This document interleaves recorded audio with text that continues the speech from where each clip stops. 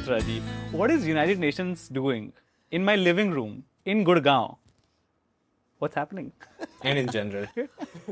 Okay, so as I said before, United Nations is everybody's and it belongs to everybody. And so it should be not only in your living room, it should be in every house's living room. Yeah. Because the United Nations has a promise to every single human being everywhere in the world that we are here to fight and for you and protect your dignity and your right to enjoy all your rights effectively everywhere. So the UN का mantra, leave no one behind.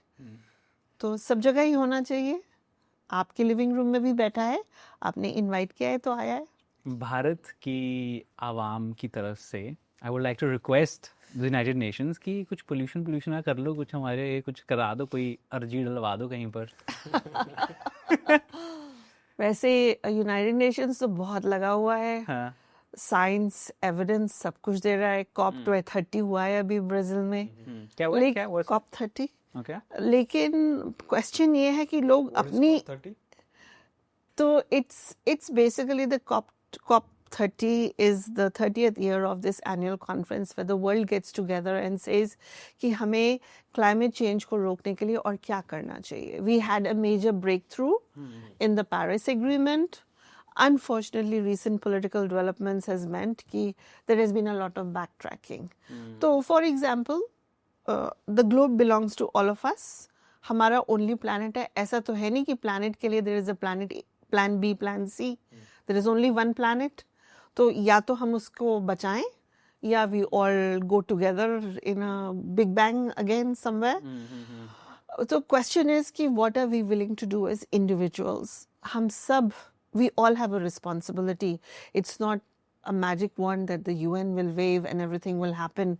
So first thing, what are we doing as individuals to our own actions?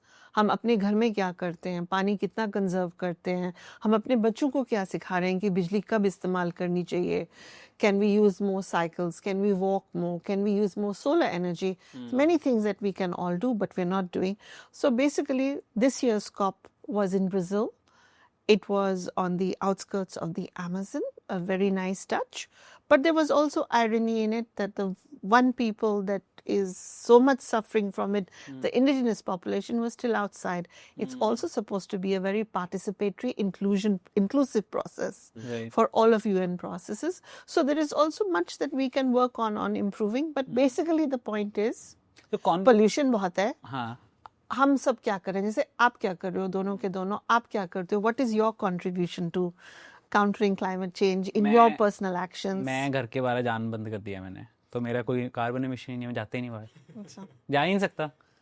सही में हम 2 दिन अभी एक दिन खेलने गए थे, like let's go out and play, गला खराब करा के आ गए. So हमने जाना ही बंद कर दिया बाहर. Out to play. Yeah, but the thing with us or like an ecosystem like that of Gurgaon is that I would like ever since I've started traveling in general, I want to walk, I want to cycle. Like I went to Geneva and I was so mesmerized with the idea that you could walk to work, you could cycle to work.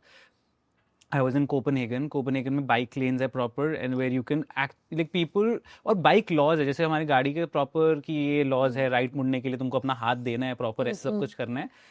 I was like I want to do that. फिर मैं Europe mentality से आया गुड़गांव. मैं कहा आज मैं चल के जिम जाऊंगा. नहीं जा पाया.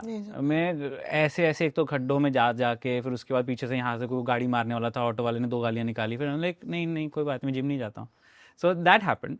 So that ऐसे instances से, like I don't know if it is in context of UN, but random thing that is coming to my head कि when we talk about climate change, yes, it makes sense and it sounds ideal that it should start at an individual level, that I need to take care. But such instances make me think that does it really, or it really needs to, like the country or the community really needs to work on implementation first and not really expect individual. Yes, it should, ideal, yes, everyone should contribute, but in more practical ways. So you have made a very, very significant point यहाँ पे. Every government has a duty and a legal obligation to implement this. Right. But to implement, जादू से तो होगा नहीं. Implementation means government structures must work. It means कि government officials must be involved. But at a certain level, it also comes down to at the ground level. लोग अपने आप से क्या कर रहे हैं? So everybody has to work together. One can say कि responsibility government की है. Infrastructure बनाओ, laws बनाओ. इनको non-discrimination के साथ सबके लिए equally लागू करो. But फिर आपका इंडिविजुअल सिचुएशन भी है कि आप क्या कर रहे हो to uphold these things. So for example hospitals के आसपास हम बोलते हैं हॉर्न मत बजाओ. India also has the dubious honor of being the biggest noise polluter. Delhi में ही देख लो हॉस्पिटल के आसपास हॉर्न्स बज रहे हैं कि नहीं बज रहे हैं. ज़्यादा ही ट्रैफिक होता है. सो यहाँ पे यू कैन स्टॉप ना. if you are stuck in a traffic jam, you have 10 cars in front of you. Chitra, I'll just add something here. Again, because हम ट्रैवल अभी पिछले 2 साल में थोड़ा जिंदगी में पैसे आए हैं तो हमने ट्रैवल करना शुरू करा है. And every time we go out हम ना we like we want this in our home country. मेरे को अपने घर में ये चाहिए आसपास. Horns was one such thing. We went to Bangkok and in our head for some reason because Southeast Asia हमको लगा था Thailand will be the culture will be very similar to India's in that sense और civic sense भी more or less same होगी. We went there Bangkok में there was a full हम traffic में around आधा पौना घंटा फंसे हुए थे. No one honked. And I was like, ये not तो even an option like, for them. हाँ कि it's not something that would solve it. So there was this general understanding and हम discuss कर रहे थे कि भाई अपने यहाँ पे क्यों नहीं है ऐसा. That's But exactly it's also because जब हमको ड्राइविंग के टेस्ट देने होते हैं, जब हमको ड्राइविंग लाइसेंस चाहिए होता है, इंस्ट्रक्टर बताता है कि आपको राइट लेना ना उससे पहले 2 हॉर्न मारने हैं so that आगे वाली गाड़ी को पता है कि आप राइट ले रहे हो. हॉर्न की मार्केटिंग कितनी क्रेजी है. हर ट्रक के पीछे ब्लो हॉर्न लिखा होता है. So it's also at some part of it is civic sense or in general understanding of human dignity and space and वो सब. But it's also कि ये ट्रेनिंग भी तो यही है ना हमारी. नहीं एग्री ट्रेनिंग है and maybe some things we need to untrain ourselves. Yes, we do need to unlearn these things. But ये common sense की भी बात है ना कि हम सब पढ़े लिखे हैं.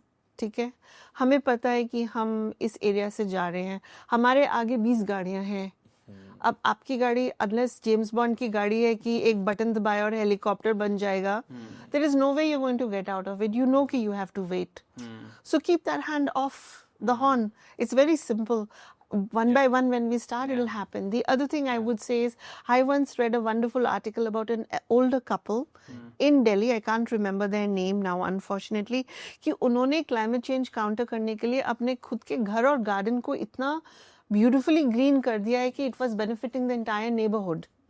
तो ये why don't we start this way? We have more younger people who are saying कि भी हमें अपनी तरफ से पोल्यूशन को काउंटर करना है. एंड वी नो साइंटिफिकली कि there are certain plants that absorb more carbon dioxide. तो सड़कों की तरफ में उनको ज़्यादा लगाएं. Maybe there are trees that give out more oxygen. उनको हमारे now we are Gurgaon and Delhi is turning more and more into concrete jungles. How do we counter this? Maybe this is something you can start. आप दोनों start करके get people to get more organized and do this? Yeah, well, the greenery is supposed to motivate that and inspire that. But Chitra, I wanna like it's in context to conversation we were having in Geneva was that कि जो हम United Nations as an entity काम करता है versus जो लोगों को पता है हम काम करते हैं. बिकॉज लोगों को सोशल मीडिया पे पता होता है एंड दैट्स लोगों का क्या मुझे भी I was in the same boat as well. But whatever United Nations they work on or even have a conversation about it, uska impact on a normal person kya hai? And that difference or that fasla, so to say, is a lot is huge. So I want to understand from you as someone who works at such a high level at United Nations. One, like, okay, also ki how a day in Chitra's life at United Nations. Yes. And like, yeah, that about that. That's how we should have started. UN से बंदा देखा अपने शहर की दिक्कतें लेके पहले हमारी ये ठीक करो भाई साहब. नहीं ठीक है ये भी बहुत वैलिड है. तो let's begin with the fact what is the UN supposed to do. तो जैसे हम बात कर रहे थे पहले 1945 we said never again. And if you remember, we went into the United Nations Museum and Archives, and so you saw those documents. and we heard those interesting stories of how each of the articles were formulated. So the Universal Declaration of Human Rights, the Universal Declaration, the UDHR, is got some 30 odd articles. In each of them there is a principle that is supposed to apply across the world to everybody. And the beauty of this document is that it is one of the most widely translated into multiple languages document. It's also a document that is the cornerstone of the United Nations and what it is supposed to achieve. It's a wonderful document which was put together by people from all over the world, including from our country. We had delegates from our country, and one of the delegates from our country is a woman called Hansa Mehta, and she and one or two others insisted that it should not be man, it should be human beings, and they brought in gender perspectives also. So it's a very interesting history of this document. For me, a little bit of the irony is that in 80 years of the United Nations, we are still yet to be able to say as a people, one people all over the world, that we have achieved it. There is still some things that are aspirational. Now, the big question is why, and we can come back to that later. But let's look at the fact that the United Nations was set up with noble ideals, but are they only ideals? For me, it is something that I believe in with great conviction and passion, that this is something that should be the actual path that we are all following. That we should have human dignity for every single human being wherever they are in the world. What is the reality? The reality is that there's many a miss between the cup and the lip when you're trying to drink wine. So sometimes I think it's a little bit like this, that the impetus was there, is there, and yet as human beings we often fall short. Impetus का मतलब क्या होता है? English नहीं Genuine question है. मैं सोच रही हूँ, अब मैं किसी को भी आता है बता दो भाई. विष्णु को अभी थोड़ा एक शुद्ध हिंदी में वर्ड निकाल थोड़ा सा ट्रांसलेट करना पड़ेगा मेरे लिए. मेरी पंचकुला वाली इंग्लिश है थोड़ी. आती है मेरे को इंग्लिश, ऐसी बात नहीं है. A driving force, an impulse. A driving force, and please use it in a sentence so I can understand. I am rapidly having the impetus to Ouch. Okay. नहीं, I think कि as you were saying, मेरे को समझ आ गया. नहीं, I was we started off on the right foot. The UN has been working over the years to maintain these principles and to make sure they are a reality. Now, where do I fit in? I'm one individual, one small person in this big infrastructure. So, many years ago, I struggled with the notion कि मुझे क्या करना है, as many young people do. I was in Delhi. I was working on Yuvvani. On? Yuvvani. It used to be a youth program on All India Radio. And I still remember my first radio episode. My father was very proud. He was in All India radio station in the youth wing, but with a small transistor standing outside. He didn't want to be in the studio with me. I did my first transmission and he was standing outside. छोटा सा transistor. कान पे लगा के कहते नहीं मुझे ऐसे ही सुनना है, मुझे अंदर बैठ के नहीं सुनना है. कौन सा साल था ये? वो तो मुझे अभी याद भी नहीं होगा. 1990s की बात कर रही हूँ. Maybe you were not even born then. पता नहीं. Maybe I was about to be born. You never know. Could be. 30% chance. So I was doing a lot of different things, and I was also working as a street educator for children in the INA market. In the INA market. INA market में बहुत सारे बच्चे हैं जो कि child labor. Delhi में जो दिल्ली में INA market है. Right. And so at around 10 o'clock at night, I was a volunteer with 2-3 other social workers. We used to get together and open up this box.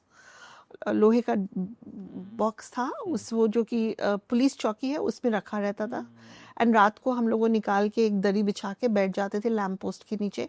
And जितने बच्चे थे, and I am telling you, this was one of the most inspirational eye-opening moments for me, coming from the privileges that one comes from in a normal middle-class family, and you take it for granted, and you never think of it कि how lucky we are कि हमें school जाने को मिलता है, कि हमारे parents work hard and give us clothes, give us food, and they put it in front of us, right? So here I was coming from this middle-class background where I had been to school, to college, and यहाँ पे छोटे-छोटे बच्चे आते थे, and they were so proud. वो कोई बच्चा गंदा नहीं आता था इस क्लास के लिए.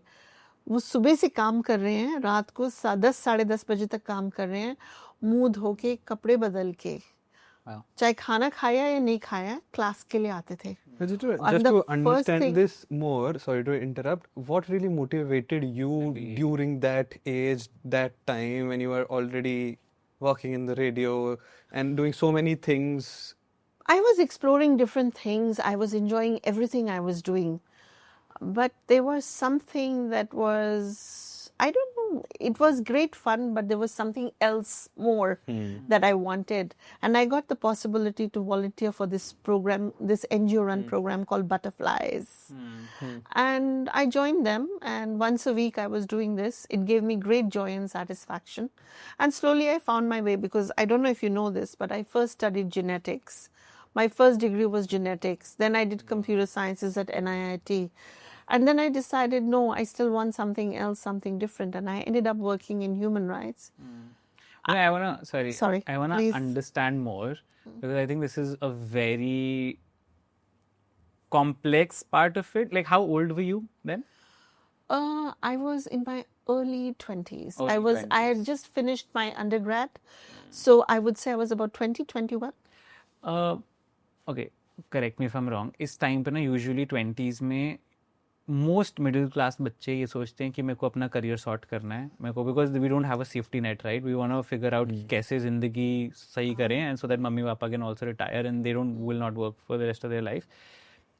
इन middle of that, how do you think about volunteering? Because I think बहुत लोगों को वॉलंटियरिंग करने का मन करता है, and a lot of people have talk to, there like, hey I want to volunteer, but मैं ना हर वीक इतना 500 रुपये इसमें वो कर देते हूँ. Especially in that age, when your sense of purpose is strong. हाँ, yes, right. You're young, you have a strong sense of purpose, you want to contribute to the world, but you don't have the skills or time to do it. तब तक, like, how was that like? I want to like expand that part of your timeline and see, like, what were your thoughts? What are you thinking?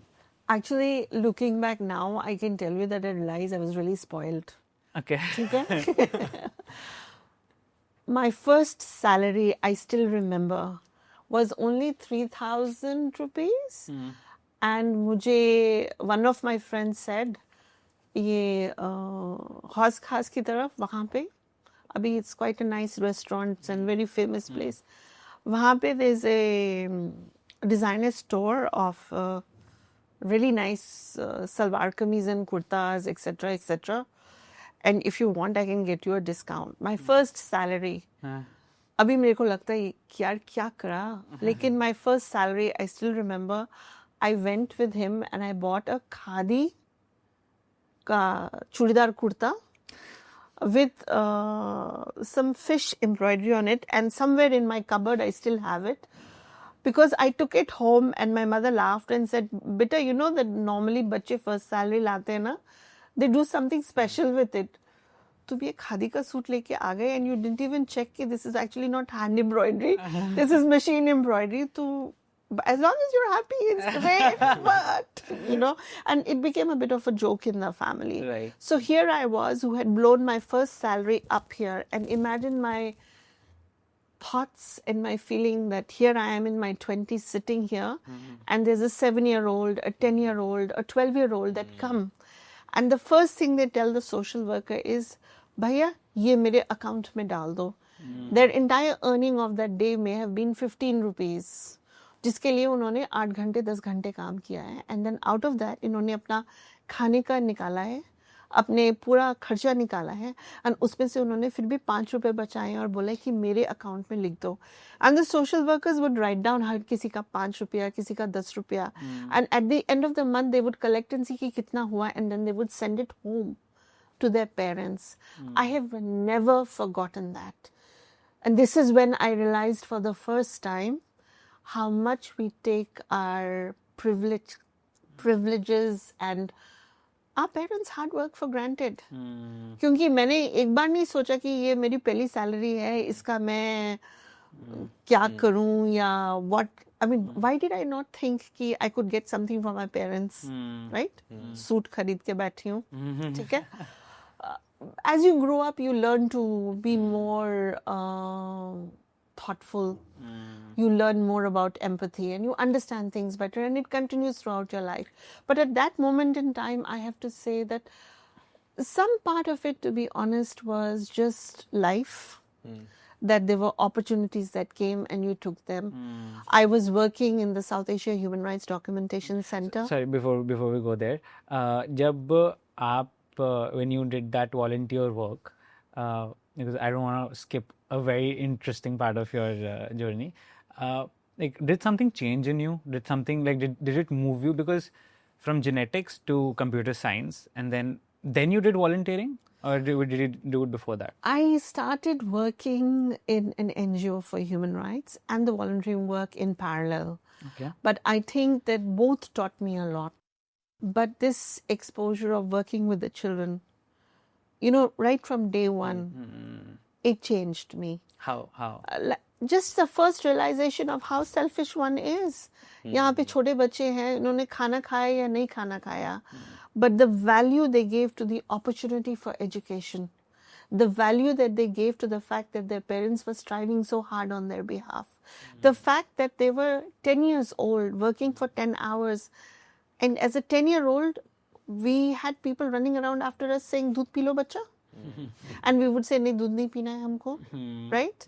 And here were children who needed and deserved it, and we were not doing what we should as a society for them. Should any child be working at that age away from their families, living it out rough? No.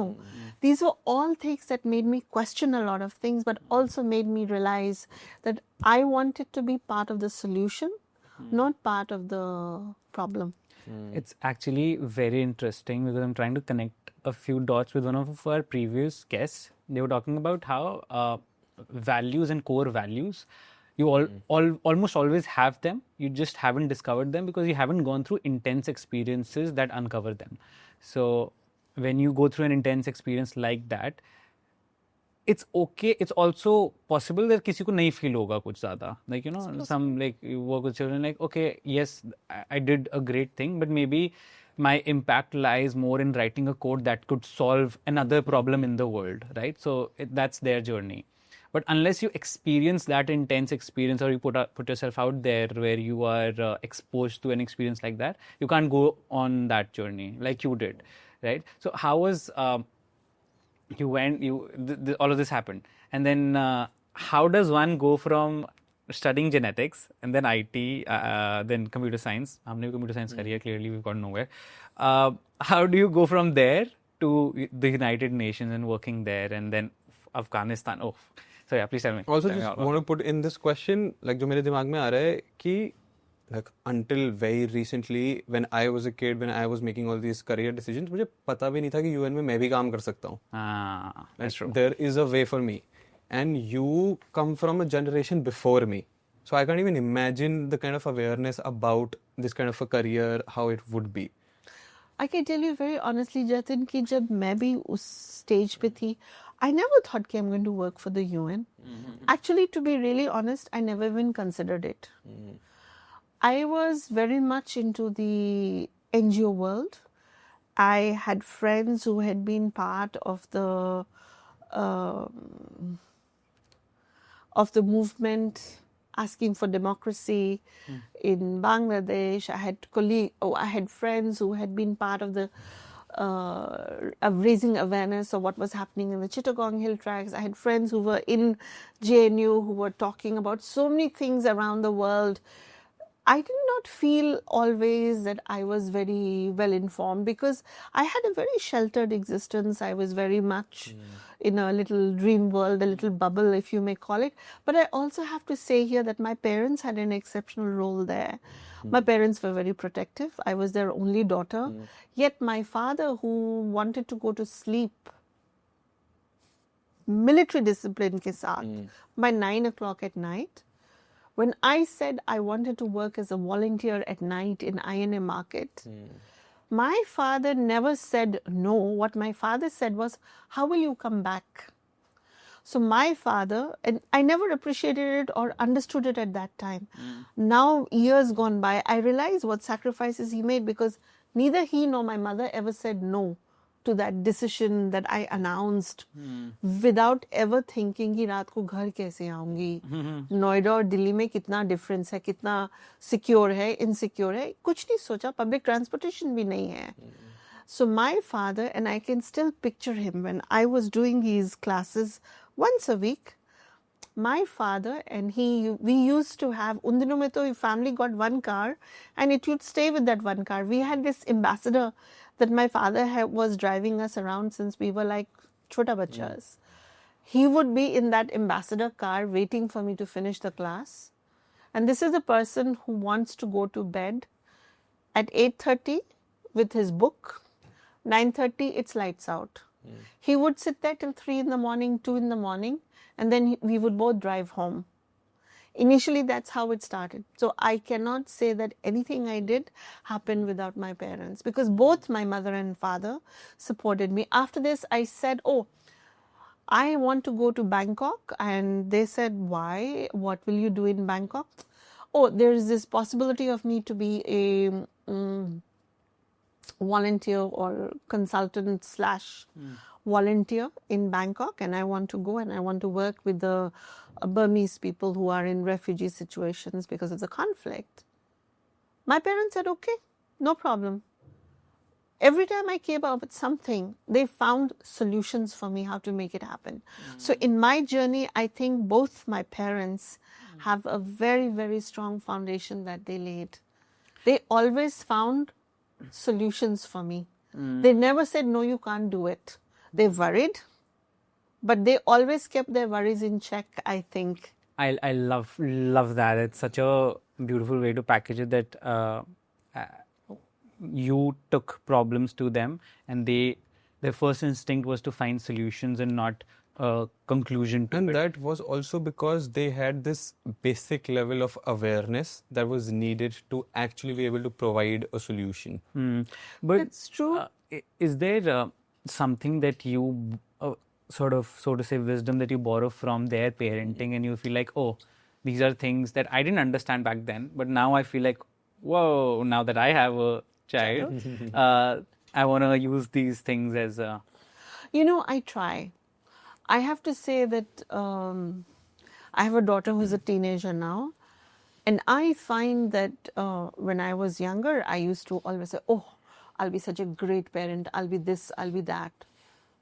Nothing doing. I blow off at the wrong times. I lose my temper. I get really angry sometimes. And then I think, but when I was a teenager, they never reacted like this. And then I asked myself, how were they so calm? I have to really say that I find myself falling very short sometimes according to that. It wasn't always perfect. There were things that, I remember having fights with my father also, or my mother also. It wasn't always perfect. But I think that they were perhaps a lot more patient and a lot more understanding. But I think that the beauty of it also comes for me is that my parents came from very normal families, and my father, in my opinion, was very successful. And my father and mother always supported us in the sense, this is what I want to try and do. But it's my support case. in what way? I feel like every parent wants to support their child, but they have these inherent understanding of the world, which was probably true for their world, but now the world changes so fast So much. that it doesn't apply accurately to another time or another generation. So in what ways do you feel like, did you feel supported then, and in what ways do you think like the newer generation should be supported? I think that at that time, perhaps I did not have as much appreciation of the support that they gave me, and I did not always realize how much effort they were putting in. This is something I can realize now, and I can see it more clearly for what it is.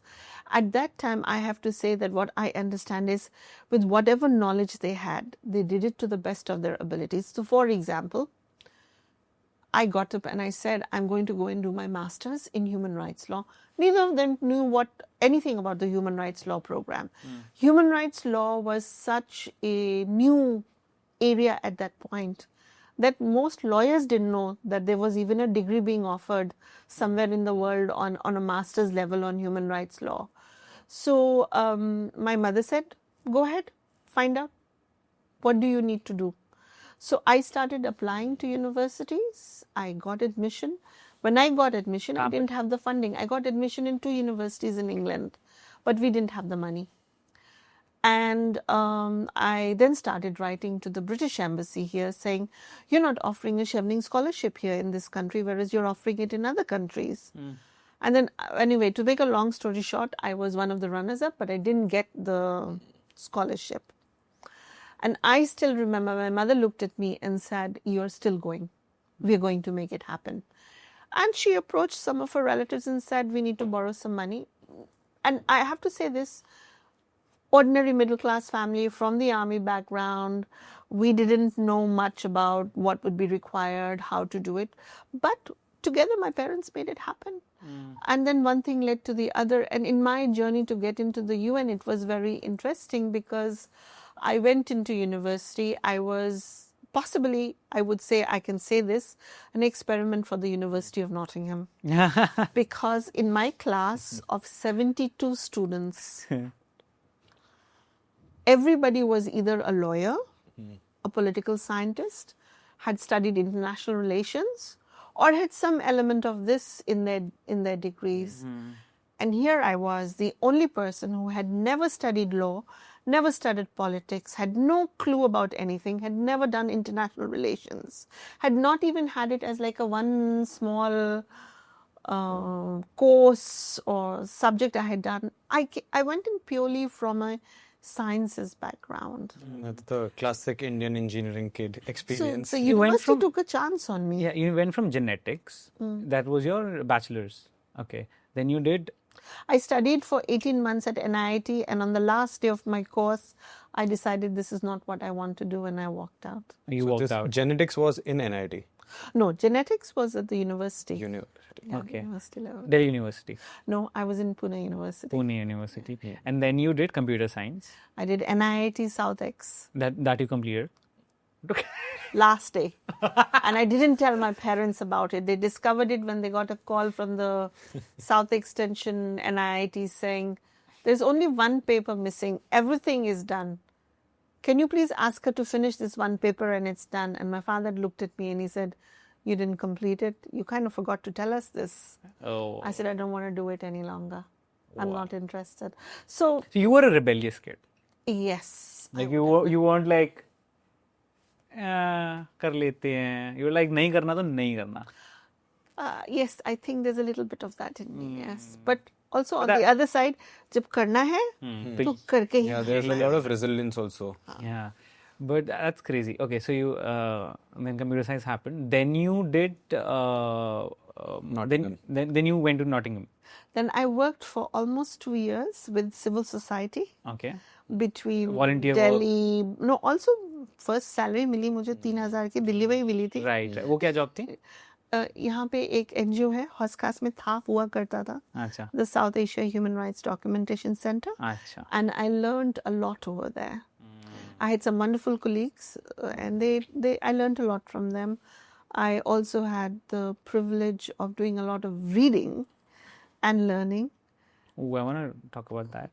And then I went to Nottingham. What role did reading play in your, especially like you mentioned that, and I've always seen a book with you.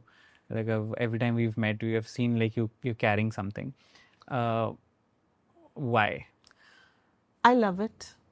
And I think reading opens up the world to you. In what sense? In every sense. It's an adventure, it's an exploration, it's magic, because it teaches you about world. a world that you don't know. It could be about a lifestyle. It could be about possibilities. It could be about science. There's so much one learns. And I think for me, if there's one thing that saddens me is that nowadays you look at kids, very few of them want to read. But I'll ask you this. I think this is one of the biggest offering that we could do from this podcast. And both of us also realize the power of reading, but where like life gets in the way. We read as much as we can, but not as much as we want to, right? So if you, who's a well-read person and who's made a life out of learning and understanding all of that, if you could explain the, I don't want to use the word power, but explain the magic of reading and what it does to a person, how would you give that offering to that person? It's very difficult. I really have to think about this, and I don't know if I have the answer, but if I were to respond very without thinking off the top of my head, I would say that there's something, a friend that I used to know as a child, and I haven't met her for a long, long time. Her name is Kajal, and she's in Pune, and she's an amazingly successful woman, and she always tells me that her memory of me during our childhood is that I always had these words and I could use them. And I was thinking, what do you mean? And then I realized what she's talking about was that it was something that came to me from the books. Because I was always reading, I knew, let's say, if today I was the same 20-year-old, if I was sitting with a group of people and somebody was interested in motor car racing, somebody else was interested in neurosciences, or somebody was interested in Asterix, and we grew up with Mandrake and Phantom comics.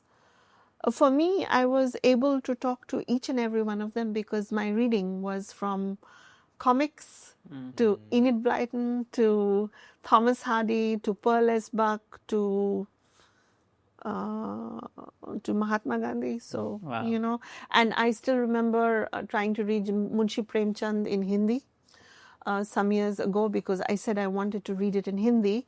We read it in school, and after that I only read him in English, translated, and I said I wanted to try to read him in Hindi. And after, I don't know, maybe 20 years of not reading Hindi, I tried to read Munshi Premdas in Hindi, and it was difficult for me, I have to say, you know. But I'll tell you, economics used to always frighten me. I never ever thought that I would be so comfortable reading or discussing. I'm not an economist. It's still a subject I'm learning about. But about 4 years ago, I started reading, and all of a sudden, it all started making sense. And then I was able also to link it to what I'm doing, and hence we ended up with human rights economy. Economy is supposed to serve people.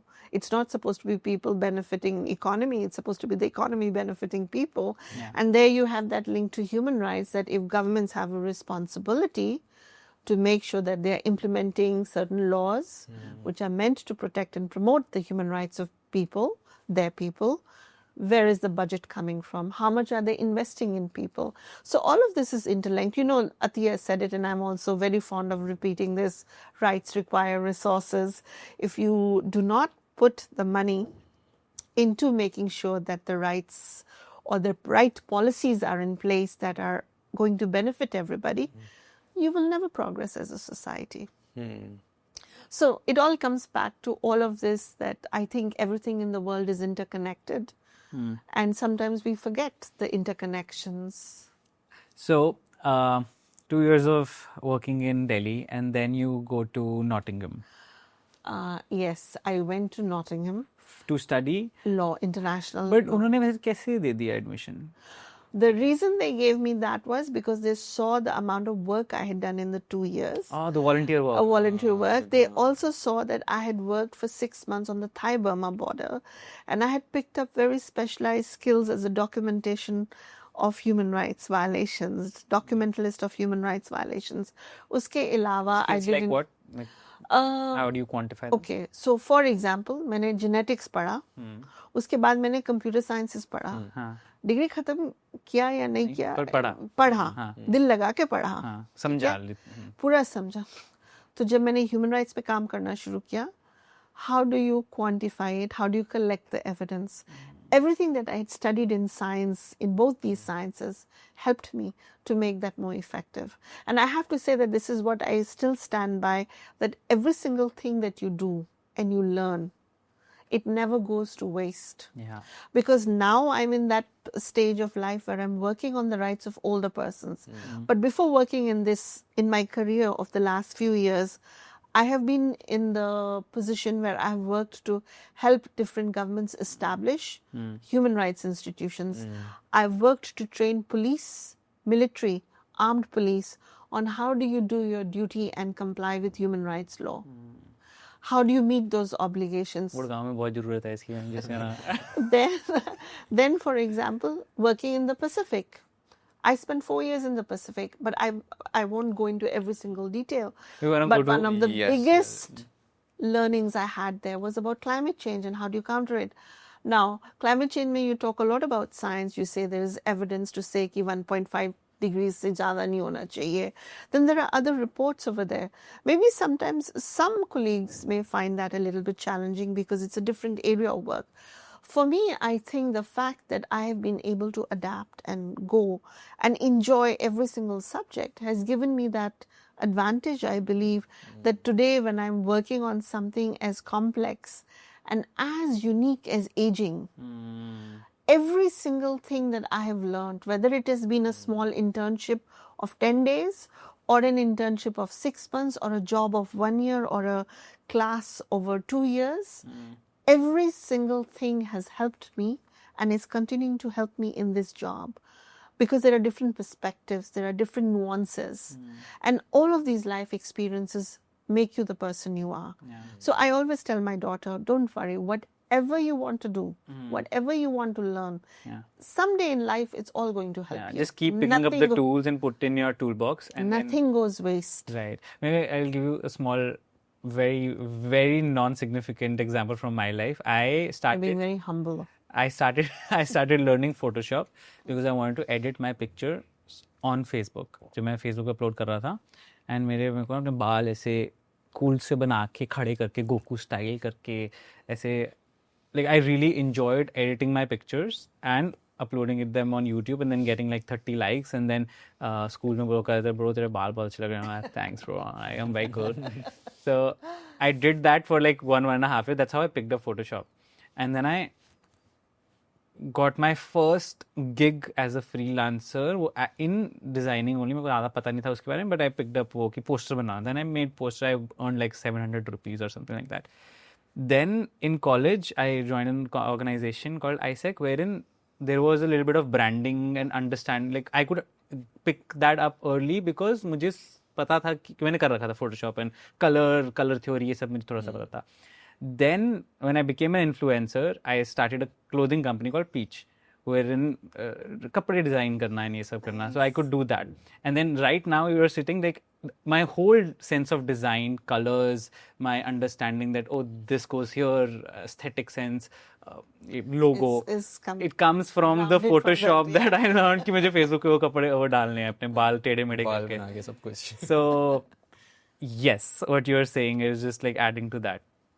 Absolutely, I think so. And I think लोग डरते हैं थोड़ा सा experiment करने की. थोड़ा सा हमारा भी तो है ना that we have that stereotype Indian setup की doctor, engineer, right? Joy of learning पे काम नहीं करते हैं, है ना? Like you were saying, अगर तुमको मजा आ रहा है सीखने में नई नई चीजें, that is one of the biggest skills you can pick up. कि you just enjoy learning whatever you are doing, things from that. But I feel that is also specifically in Indian context is because everyone's striving to build a basic safety net. And they know these classic examples. Okay, medical कर लो, doctor बन जाओगे, basic safety net बन जाएगा. Engineering कर लो, इतने की job लग जाएगी, इतने का पैकेज लग जाएगा, बेसिक बन जाएगा. Yeah, वो I agree. And I think that competition, na? Parents, okay, as a parent, you are reacting because you are worried कि बच्चे का future कैसा होगा. But I think now more and more parents are also understanding and realizing कि maybe success का criteria जो हम देख रहे हैं, perhaps it can have some other elements as well. Like for me, I studied science, but in the end, I ended up being most happiest Not that I was unhappy. Genetics was the passion of my life. Okay, and it was very hard to give it up. But today I don't regret where I am. I believe I have found where I was supposed to be. This is where I want to be. But for my daughter, she has a completely different pathway for herself. She's talking music, she's talking theater. And I accept it as a parent. So what I'm trying to do is, my thinking now is that as she's 14, how do I give her the tools that she will need to be successful in that field? You know, she needs more confidence. Does she need more awareness? Does she need more exposure? How can I help her perhaps in 3 years' time with an internship that will allow her to understand what the requirements of the job are, so that before she finishes school, she's able to understand, okay, agar ye karna hai, to this is the minimum I must do to get into this university. So simple things. The same process is there. I think that every parent thinks about, what can I do to make my child successful? Yeah, the point that I was trying to make is that I've observed this since a very long time, because I personally come from that typical story that college khatam, school khatam hua to ek hi option tha, engineering. Engineering, हाँ. Pata tha kyunki I've seen my cousins take engineering, get a basic job, get into that kind of life. I just knew that. And I think that comes, see, I feel experimenting comes from increased sense of risk appetite. And risk appetite increase या expand होने में our country has taken much longer. And I feel that is because of the kind of history our country have had. हाँ, हम fear-led decisions लेते हैं. Though our idea of the risk appetite is based on fear first कि भाई डरना चाहिए, कुछ बुरा हो जाएगा, उससे अच्छा कम में गुजारा कर लो types. Yeah, I guess also थोड़ा सा ये भी है कि जैसे for example, when my generation was growing up, we used to joke about it, huh? Don't take it seriously. लेकिन वो था कि हमारे ग्रुप में कुछ लोग थे who were not very ambitious, who were not thinking of many things. So the joke between us was, शादी के लिए भी you need minimum graduation degree now, right? तो अगर सिर्फ at a certain point you just want to get married and be stay at home homemaker, or you want to be a stay-at-home mom, there's nothing wrong with that. I respect that tremendously. I think it's one of the hardest jobs in the world, because it's something that we often overlook कि कितना मेहनत लगती है उसमें to do it. It's a tremendous responsibility, पर उसको हम इतनी respect नहीं देते ना. तो उस time पे हम लोग मजाक करते थे. तो one or two of our friends, शादी करनी है लेकिन शादी के लिए भी बैचलर्स डिग्री तो चाहिए क्योंकि all the matrimonial ads if you see will always say BCom BA pass, right? तो हम मजाक करते थे ये उस टाइम पे, just a little joke on that. But times have changed, and now I see friends' children who are deciding to be professional dancers or professional photographers, and parents are supporting it. So times have changed. I think we should go back to the UN story. No, but yeah, I was just about to ask you that ki, when so you got into Nottingham, you were an experiment there, and you come from genetics, partly computer science, but a vast experience in volunteering and in general international volunteer work. So how was that like? Was that an advantage? Did you feel like at advantage with other people, with respect to other people, because they had like what you would call a very traditional understanding of the world through education system, and you were out there in Bangkok? I think it was very interesting because I was kind of like a little bit shy, if I can say, a little bit different in the sense that you had mature students who were much older than me, and you had students who had just come straight out of their undergrad degree into the master's degree, and I was kind of in between these two layers. And I had had about 2 years of work experience, so that gave me a very wonderful insight, and I believe that it helped me to relate more to everything that was being discussed with a practical perspective. But there was also, I think at a certain level, perhaps there was my own naivety, I remember, because I was auditing classes in addition to my lectures. What does that mean? It means that I would ask for special permission to attend additional classes, where I would just sit in the lectures and I would participate, but I never was examined in them because they were outside of my courses. You were like doing topper's dream. no. You're like topper ke bhi jo like कोई subject रह ना जाए. No. It was more like I think I was hungry to learn more. Right, right. I wanted to understand things better because I knew that there were very big gaps in my own knowledge because मैंने कभी science के अलावा कुछ पढ़ा नहीं था. So I found it very fascinating and interesting. And I remember once having a discussion in class and I was very upset and I said, but that's not fair. And I still remember my professor in the classroom looked at me, smiled, and he said, but it's law. It doesn't necessarily have to be fair. That's a different discussion on whether the law should be fair. But here the point is, this is the law and you have to work with that. So it was a very interesting debate and discussion which led us to the fact where I realized more and more that I want to be part of something more that is transformative. How did the UN opportunity came along? It's a bit hilarious because again I was being a little bit stupid वहाँ पे. मैं, thanks to a friend of mine, a very dear friend of mine called Zaved, he had asked me to write an article for the magazine he was working with, ICC. The whole discussion of the International Criminal Court was happening. And thanks to him, I ended up being one of the people volunteering. And I was doing my I was doing my PhD then in human rights law and humanitarian law.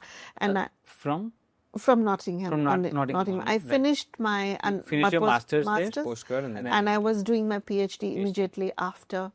And while I was there, I was lucky enough to be part of this process where the drafting of the articles of the ICC were happening. And then because my thesis was a little bit unique, it was on child soldiers and not much had been written about it, I got invited to Siracusa in Sicily, where there's an Institute of Higher Criminal Studies.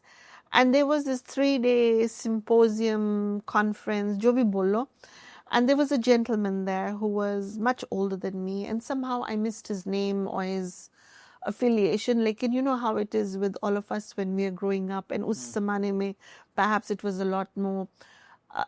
I could see that he was from this part of the world. I could see that he was much older. So I couldn't somehow find the right opportunity to say, Bhai, I don't know your name, aap ho kaun? Because it seemed very rude because he was so well known to everybody. And I was a little bit naive. I was a little bit आजकल तो memes है कि भाई तू है कौन? Ideologist, you know, like ideal and idealist and sitting there. And he kept saying things which provoked me, and I ended up having many arguments with him on a matter of principle within the plenary. And this by like publicly or like just publicly? privately? No, okay. Publicly, because we'd be there and he would say something and I would get really worked up, put my hand up and take the floor and start arguing, you know, very politely, but arguing. After the second day, he walked up to me and he said to me, I've really enjoyed the arguments with you. Here's my card. I think you would be great on my team. Wow. And he was from the UN. Wow. In Geneva. I looked at him and I said, well, thank you very much, but I really want to work with NGOs. So thank you. And he said, okay, but if you change your mind, it would be good to discuss this. And it was a very interesting thing. For 1 year after that, I tried to get work with civil society and I couldn't because they either found me overqualified or something would happen or they already had a candidate. And I remember having this conversation with my professor who was absolutely fabulous. And I'm still one of his biggest fans, Professor David Harris. He's the author of the wonderful book for all law students called Public International Law, Cases and Material. And I still remember going to his office and being really upset and saying, and he's saying, there is a right job out there waiting for you. And I said, now you sound like my father. This is not the right boyfriend for you. It doesn't work like The this. boyfriends out there. Yeah, there are many boyfriends out there, right? So anyway, I ended up waiting. I ended up in the long story short, ended up doing the interview and ending up getting the job. in the UN With the system. same gentleman that you No, had? Okay. not he had left by then, but there was somebody else. But I was still very lucky to get a wonderful boss. But how did you connect then? It was because of him, because he had Right. he had mentioned me, and there was an introduction. I didn't know anybody. The first day I walked in was my first interview. I knew nobody in the UN. And really, to be honest, I'm discovering this now more and more, that many people aspire to be part of the United Nations. For sure. It is something that is a privilege and an honor, because people invite us in, because we're part of it. It's a very, I don't know how I can describe it. It's an honor, it's a privilege, but it's also something that we need more people, more younger people in, who really believe in the United Nations, because I think that the United Nations is needed more than ever in today's world. But we are seeing a little bit of a pushback on the UN and all its ideals. But this is how I ended up in, and I think that it's something that a lot of people apply for now. How does a young person in India specifically reach UN? Not like also a stepwise process, but also what kind of what criteria do you guys look at? What kind of experience do you guys value? What kind of values do you also value in a candidate? I want to understand like the whole holistic nature of a candidate and like what you would. And also, what does that one young person need to know about UN to be able to apply and find that particular opportunity? Basically मेरे को apply करना है, 20-year-old Vishnu को apply करना है. मैंने अभी BTech मेरी खत्म होने वाली है अगले साल कंप्यूटर साइंस में, पर मेरे को कंप्यूटर साइंस आती नहीं है बिल्कुल. मेरा बस आप में मेरे में ये फ़र्क है, मैंने पेपर दिए पर मेरे को कुछ आता नहीं है. ठीक है, तो अब मुझे यूएन के लिए अप्लाई करना है, तो व्हाट्स माय रोड मैप? तो विष्णु जी एंड जतिन जी, ये सवाल मेरे को बहुत लोगों ने पूछा है. In fact, I had a message on my LinkedIn once or twice from some young people wanting to ask the same question and asking if I could talk to them. So I think that it's a question that a lot of young people all over the world ask. First thing, I think it's important to understand कि अगर आपका interest है, so you check out the website, you check out and you understand what is the organization. That's your first step. Because there's a lot of prestige and honor attached to this name. So it's something that people think is very distant sometimes. They don't see it as something that is within their reach. It seems so far away, so big, you know. Even in the world of globals, it's too global. It's like global political making. क्या है, क्या कैसे. Majority of India के लिए एक तो पहले India से बाहर जाना ही बहुत बड़ी बात है. Like I think अब तो वो चेंज हो चुका है. नहीं हुआ, मेरे लिए अभी 2 साल पहले चेंज हुआ है. मैं सच्ची बता रहा हूँ, मेरे को लगता था कि before I took my first international trip I used to think international is like a 5 times in a lifetime kind of thing, और मैंने 2 साल में 5 बार ऑलरेडी कर लिया, घूम लिया ऐसे टाइप से ना. So that idea it's a huge barrier for a middle class kid. It's a huge barrier to go international because it requires, you think it requires a lot of funds and everything. So and UN उसके भी precipice के भी बहुत बाहर है. United Nations is like दुनिया की governments के साथ बातचीत. That's true. तो I would come back to the fact इसकी पहले ये समझना ज़रूरी है कि UN का स्ट्रक्चर क्या है. So ज़्यादातर न्यूज़ में you hear about Security Council and you hear about veto.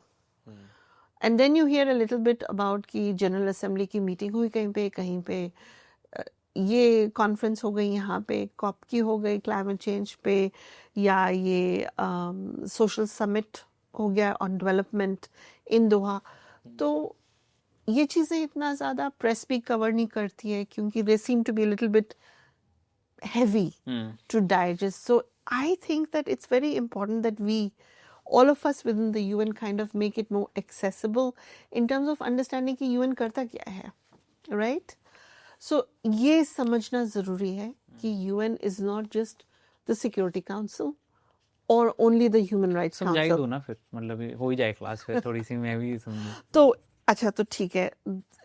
United Nations का हेडक्वार्टर्स न्यूयॉर्क में है. Secretary general is the head of the organization. Then you have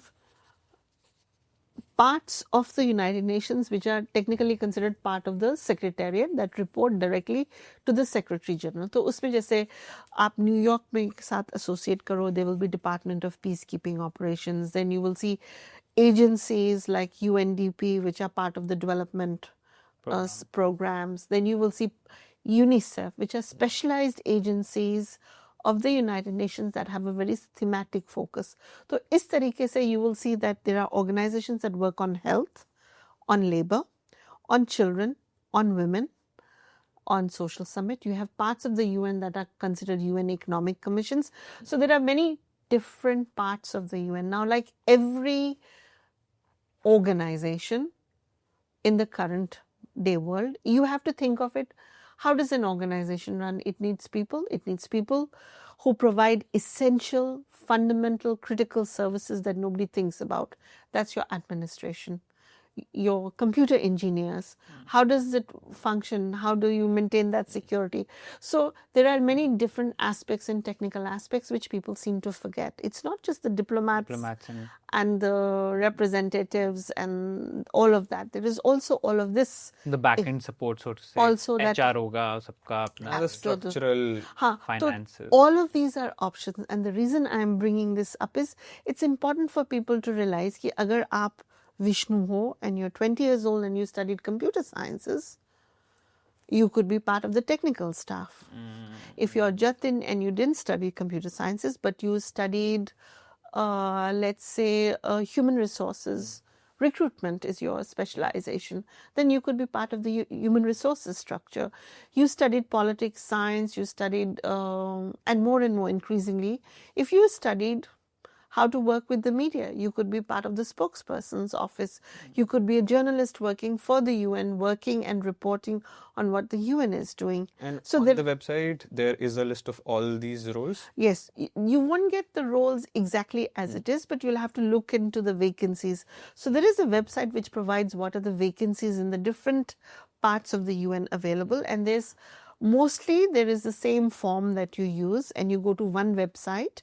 It's free of cost and it's very important people know this so that they don't get duped by somebody saying, I'll help you to do this. मैं लगवाता हूँ UN में तुम्हारी job बेटा. ऐसा होता है? Like you have heard such stories? I don't know, but I have always seen that there's a disclaimer on the UN website in my 25 years and I'm assuming कहीं ना कहीं पे तो किसी ने किया होगा तभी disclaimer डाला है. Disclaimer डाला हुआ है that you don't need to pay. What's the website called? Just go to the www.un.org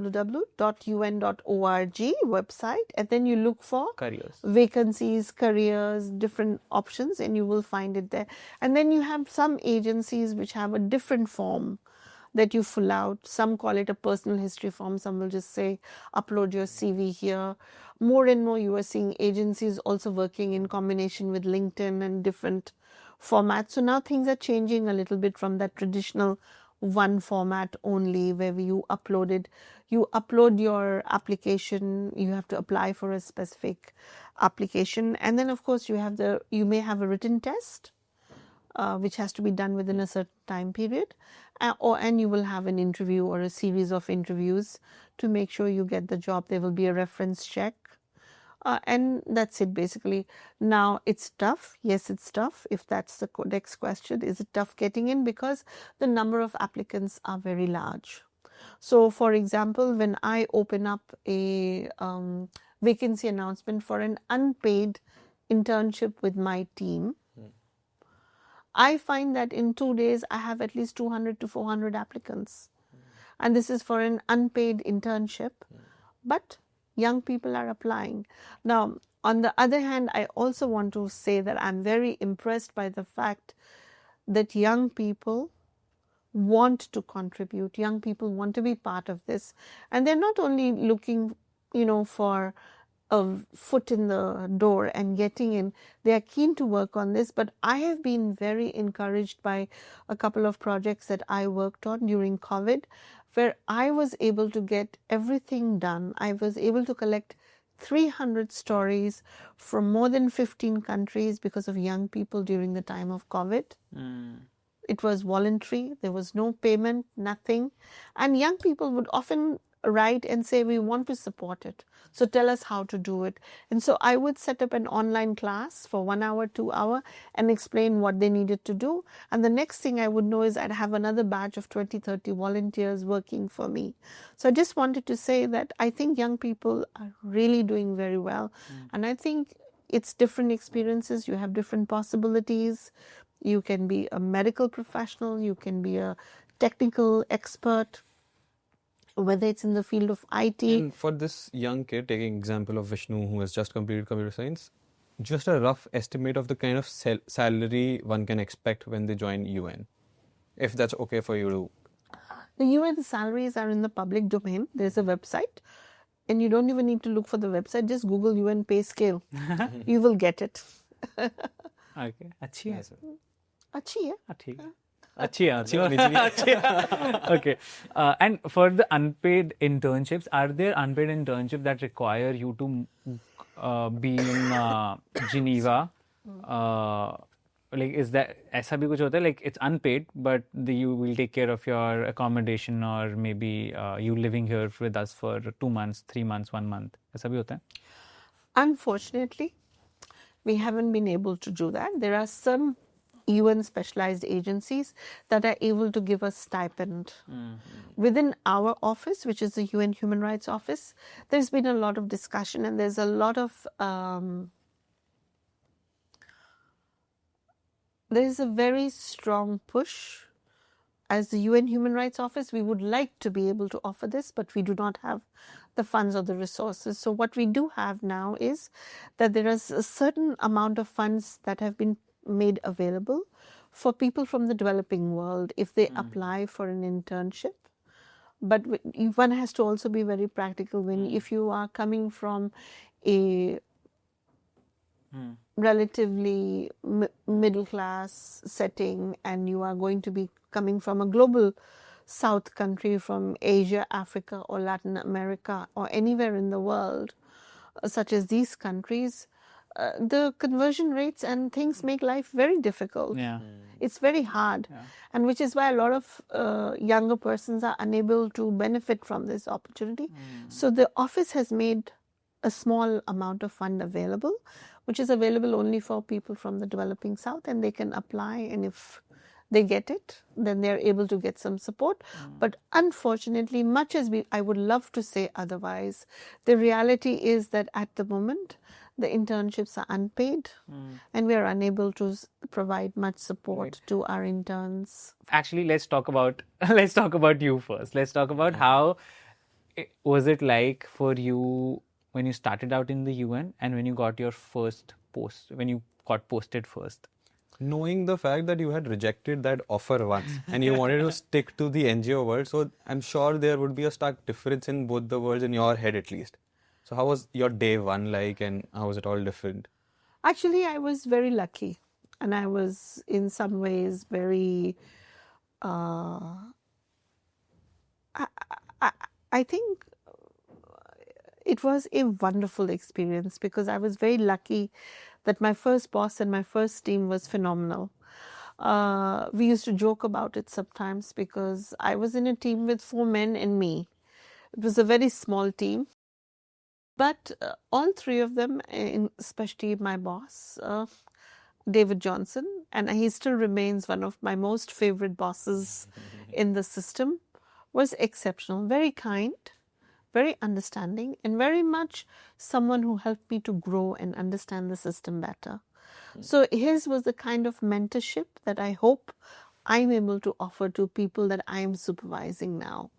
And I was very lucky. And so my first job in the UN actually was something almost associated with my background, because my first task was to write a report and develop a manual on how national armies in the world could be made more sort of pro-human rights, and how to be in compliance with human rights. And that was the first job that I started with. And then, of course, I was very passionate about it, and I believe that I'm still very passionate about what I do.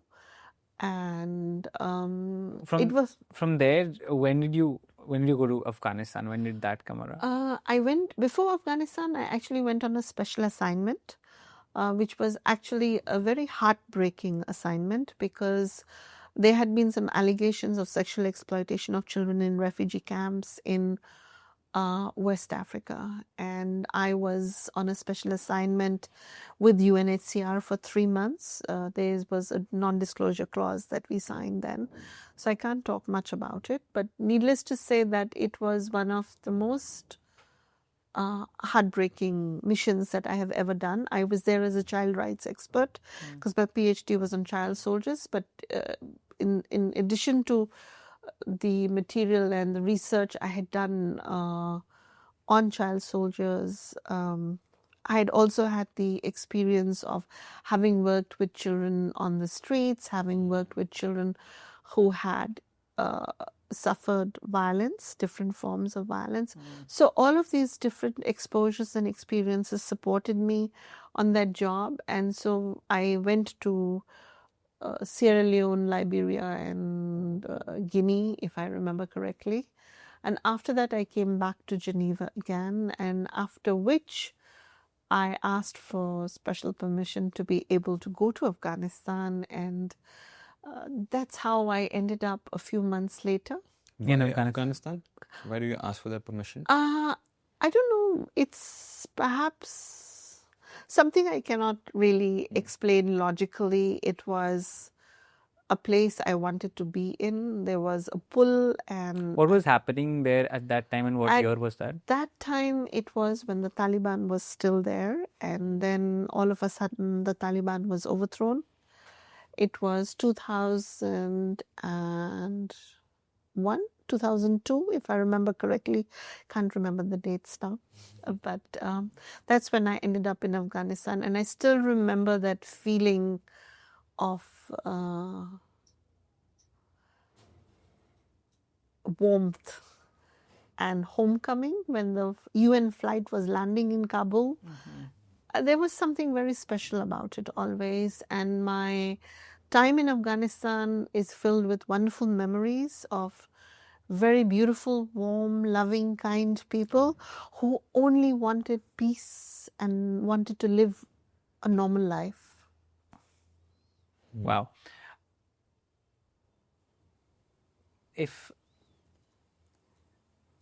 Was fear ever a thing that you had to sort of battle there personally, and then did it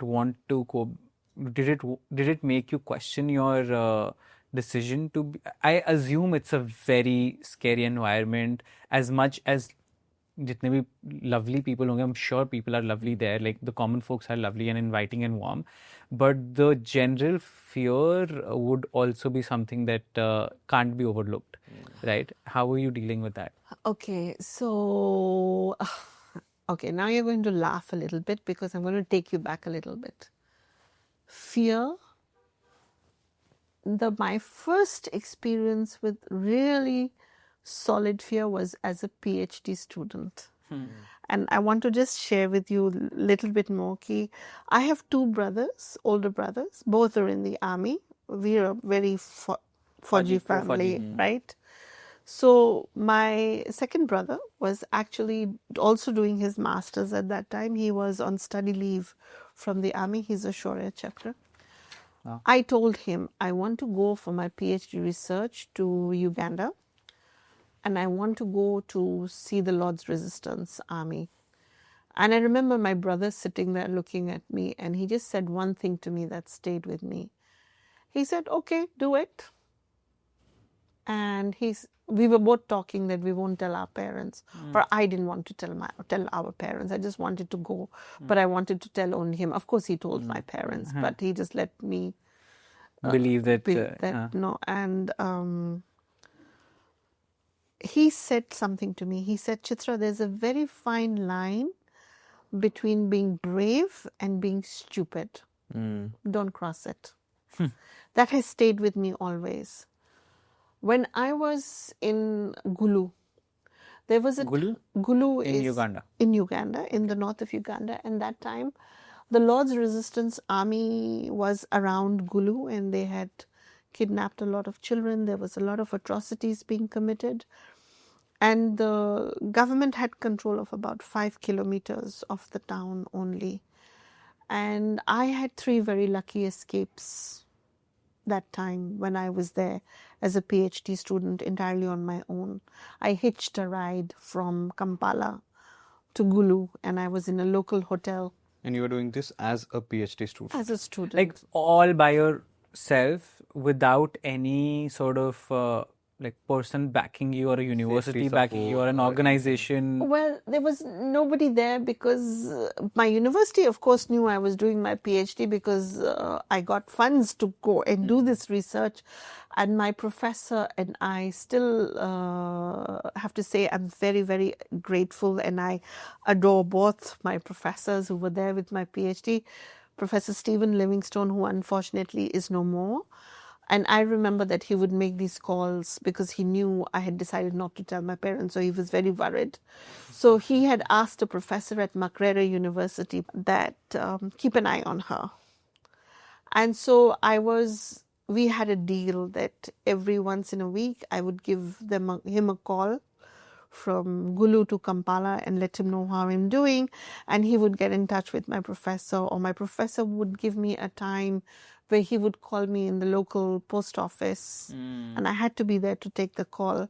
So I was looked after that way, but I hitched a ride. If that's what you're calling being looked after. No, it was looking after. It was very good. I spoke to somebody. So, okay, wait. Let me rephrase that. You went into a war-torn city where militants and resistance is just everywhere. People kidnapping, murdering people, pillaging villages, all of that. And you're saying you're being looked after by a weekly phone call. But it was true. There was somebody who would know if I didn't make it to the phone call. So it was good enough. But there was information more. on your existence. There was more. There was more happening as well because my professor had written to somebody in the British embassy because I was in a British university. And I had reached out to the Indian mission, and I still remember both the... Indian mission as in?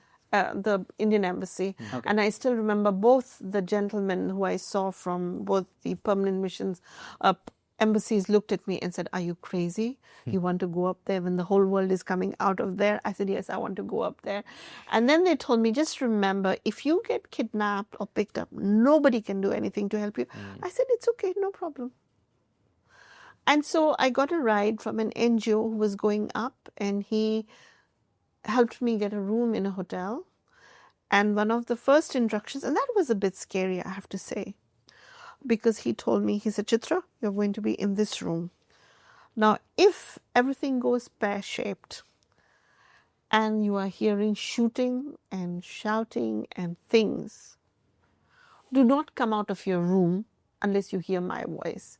And I was thinking, what if you get shot? Then what? But he was a very brave man, and he was very kind, and he was with World Vision. And I said, "Okay, fine, I will follow that." And I slowly started making friends, walking around the... Friends, the locals there. Yeah. And over there, I have to throw this in that the power of Bollywood as a soft power is amazing. I said this to one of the ministers who was visiting Geneva as well. I don't know why. And one day I hope to write an article of my experiences in all the crazy places I've been to and how Bollywood has been an icebreaker. Wow. So here I was in northern Uganda, and people were giving me dialogues from Sholay. No.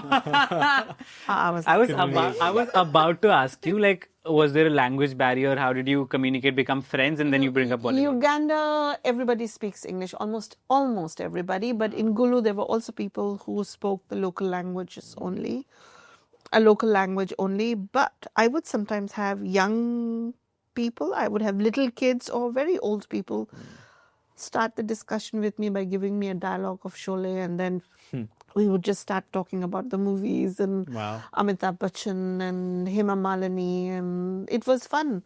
Sometimes I've had entire songs sung to me by people who didn't know a word of what they were singing, but they would sing it beautifully in perfect tune, perfect pronunciation. So Bollywood is a different story we have to come back to. But No, I want to know more about. So I'm so sorry. This is very interesting as well to see how art. Because I'm sure when they were making Sholay, they were not thinking about, oh, some PhD student is gonna go to a war-torn city, and gonna talk about. She'll be making friends basis on a line that Sholay. "Mujhe haath de de gabbar" types, whatever, right? Not only that, Vishnu, I still remember my first ride into Jordan. And this is fast forward, this is me going into Iraq. So we're looking at something in 2010. From this time in the 1996, 97, when I was in Uganda, the taxi driver, I took a taxi from Jordan airport to go down to my hotel. It was pitch dark.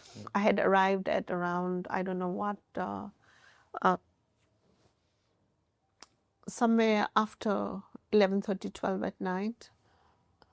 He only knew 3 words: Salman Khan, Shah Rukh Khan,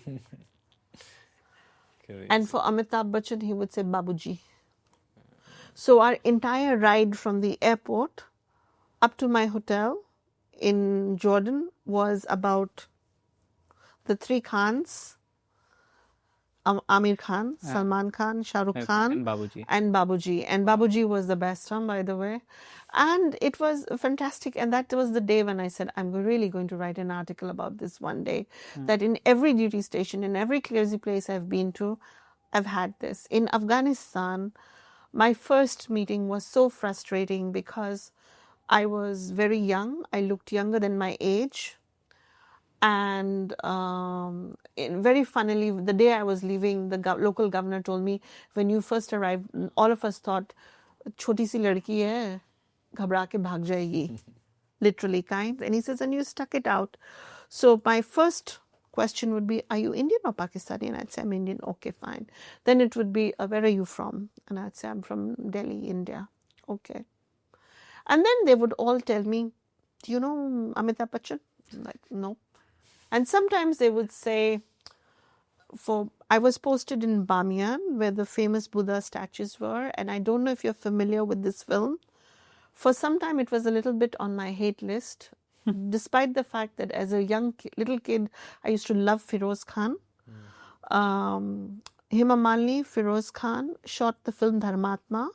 There are 2-3 songs that are shot in the Bamiyan Valley. And for 6 months, every single meeting started with a discussion about Hema Malini, Feroz Khan, and the film Dharmatma. And I used to say, I want to talk about human rights law. But I knew by then that I can't do without it. And they were all testing me. But at the same time, there was a great deal of pride and a warmth that came from the fact that our cultures were close. But everybody related to Bollywood. I once jokingly told the Indian ambassador in Kabul, you can do whatever you like, and you're not going to get the credit for anything you do. If there are biscuits from Parle G being distributed in a school, it's a gift from Amitabh Bachchan, not from you. And so Bollywood has a very special power, I think. It's a bridge, for I think most One of thing us about our country that everyone knows. Everyone knows, and I think most people also shit on Bollywood a lot. That अरे बेकार movie बनाते हैं, क्या बनाते रहते हैं कुछ भी, कभी गाड़ी यहाँ उड़ रही है वो उड़ रही है. But in a weird fantasy kind of way, it's a bridge between cultures. And how? I think that Bollywood is India's soft power that we don't give enough credit to. In Geneva. I was watching, was Shah Rukh Khan's latest film, Jawan? And Pathaan. Pathaan, Jawan, the one in which he is in a double role, father and son. Was it? That's Jawan. Yeah, Jawan. Right? And I was sitting there with my daughter and another friend from Delhi watching this movie. And in our row, there were like so many people who were reading the subtitles in French. And there was a French woman who was standing up and clapping and super excited at the dialogues. And I was watching her and I was thinking, and we don't appreciate this enough, that there are so many people making the effort. Yeah. But I have found that whether I've been in different countries in Africa, in Asia, in the Middle East, Bollywood has been a presence in everyone's life. And somewhere or the other, you get that little connection from that. And this is why I repeatedly say Bollywood is India's soft power that we are ignoring, but we should think more about in a nice way, in a positive way, to see how we can use it to strengthen ties and how we can give out more messaging. And to share more about our culture and in a way share what it's like to be an Indian, because currently, like globally, there's a lot of Indian hate as well, which I've seen on Instagram all the time. There's a lot of, in general, Indian hate, which is quite weird to see. Do you see that ever? No, because I'm not so active perhaps on social media. But is it because of competition for jobs or the fact that we are very good at IT? And Well, there's migration related issues. I think Australia held this march. There's a lot of migration and that cheap labor mindset. So there's a march in Australia that happened. They were super right wing. Then there was something in UK that happened that was their pro right wing rally against immigrants and stuff. But I think that's perhaps not only against Indians. Yeah, It's a much that was a broader broader one. I think it's a much bigger problem than that. But I think that as Indians, perhaps, because there's so many Indians outside, and because I think that the way we are perhaps leading in some areas of expertise, whether it is IT or if you look at some of the biggest CEOs of some of the biggest companies, it's maybe all of that is leading that's to definitely a contributor. I want to come back to the PhD student in Uganda, and you were about to say that you were really scared. That was one of the moments that you were really scared. I forgot, yes. I want to hear that scary story. Yes. So one of the days, I told you I had 3 very lucky escapes. And the third one is the one that I will share now. And that is that they have this like a cycle rickshaw, but not rickshaw. It's a normal bicycle. And you have a seat at the back on the carrier, and it's called a bodo bodo. Bodo bodo. Bodo bodo. And so you hire it from the local market.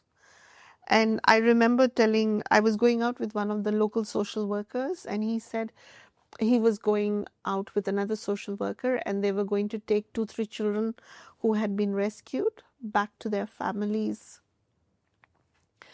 And I said I would go with them. And first we had this little discussion where I said, no, I can cycle, I will cycle. And he said, no, you have to sit at the back because this is his job and this is the way he will make his winning. And we said, okay, fine. So we had these 2 social workers on their bikes with the kids, and I was on this local hire from there. And we went, and the kids didn't know exactly where they lived, so they were giving us instructions, no, further up, further up. So it was very bizarre because most of the times when you cross fields, people will talk to you, wave to you, and we found it a little bit strange as we went more and more into the interior that nobody was engaging or reacting to us. And then we went into this little clearing of houses, a little village, and the kid got down and wanted to run to his mother, and the mother came running from the house and said, leave, leave, leave now, they are here. And we knew that the rebels were around. And so we immediately turned the bikes around and we started cycling furiously. And I remember there was a moment when you have this elephant grass, and here is a kid still, relatively childish, me on the bike, having grown up on a wealth of commando comics with my brothers and different murder and mystery novels. And my brain, I'm sitting behind and thinking, if I were planning an ambush, this was the perfect place for ambush. This is the perfect place for ambush. And then at a certain point, the guy who is driving, we have a flat tire, a puncture. Oh. And the social worker, an exceptionally brave man, he just looked at me. He said, there is no time to argue, Chitra. We are going to swap bikes. You're going to go with him on my bike and I will cycle on this bike. And I was like, no. He said, no, you will go now. You're a girl, female. There are different dangers associated with you and different dangers with me. You will just go now. We cannot waste time. I didn't say a word. We drove out. But on that little last bit of that ride, when we reached the edge of Kulu city, I have never prayed as desperately in my life as that ride. Through the elephant grass, through there, just saying, God, I literally remember I had only 2-line prayer. God, get me out of this. I will be so good, I swear. And the second line was, if I get caught, instant death. That was the 2-line prayer I was having constantly. We got to the edge and then I said, no, we have to wait for him to come. And we waited for him to come so that we could feel okay. And that day, the news had spread in the city and there was an elderly... What news spread? that we had met, because actually just before that somebody had put a machete to my face saying, what are you doing here on the way? Just skip that part. But and so we had gotten back safe and sound, all three of us, and there was this elderly gentleman and he had invited me for dinner that day, and he was in his late 70s and he looked at me and he said, are you crazy? Is your PhD that important? I said, to be really honest, I thought I was only going on a short visit to see 3 little children go back to their families. We didn't know. He says, but we are surrounded. Anything could have happened. But I have to say that when you're young, you do many things. And I think, to answer your question, fear, that was perhaps one of the times when I really experienced fear in a way that I've never experienced it before. Moving on, fast forward, Afghanistan. In retrospect, was that stupid or was it brave? You going to that village? I think that perhaps I would call it neither. I think that it was real life that you cannot. When you know you're surrounded by something like this, you have an army that is a guerrilla army that is moving around. There's 5 kilometers. You can either make the choice of not stepping out of that safety bubble, but then I would never know what other people were actually experiencing. So I don't know if I would call it stupid or brave. I would call it neither. I would say I was perhaps stupid if you see the unpreparedness, or you could say that I was perhaps a little bit too trusting, that if my trust was in the fact that if the local people are driving out, it must be safe enough. Would I do it if I knew the Lord's Resistance Army was out there for sure? Perhaps no. 30 years down the road, the me today perhaps would react differently and say, another day. But that time in my 20s, I didn't think about all those things. I just wanted to see, okay, is the rehabilitation, the reintegration going to happen? Is it going to be successful? Let's see. I was thinking more of the work on hand. Yeah. That's crazy. In the moment. Wow, what a life experience. If And that too, can I- even before starting to work. This is as a student, forward from Afghanistan. Where did you go next? What was your next project? What did it look like? Can I just can I say that in Afghanistan, some of my most beautiful memories, Yeah. some of the craziest adventures, and some of the most joyful moments are all in Afghanistan. It's my favorite duty station to date. Wow. And I feel a very big sense of betrayal about what is happening now, because it's like there was so much hope and moving forward, and then we've just reversed everything. So I just wanted to share that a bit. After Afghanistan, I went back to Switzerland. I was in Geneva for some time, and then I went to Iraq. I was in Iraq for a couple of years. Then I moved to Tanzania. And from Tanzania, I went to the Pacific. And from Pacific, I was told I have to come back to Geneva. So I am in Geneva, working on the rights of older persons now. Ooh, yeah, that's something that we've been talking about off the podcast. When you say you're working on rights of older persons or elder people, what's the difference between elder people and older person? Okay, first thing, when you say elder or elderly, you normally associate it with someone who needs your help. There is that feeling that perhaps they are frail, kamzor hain.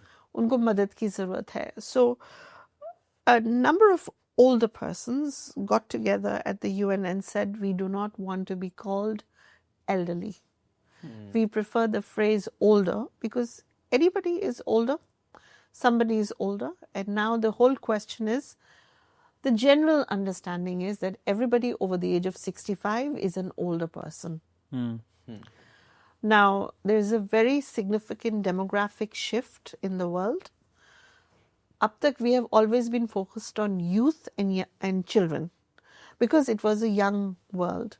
But in the last few years, now we are seeing that the world is aging very rapidly.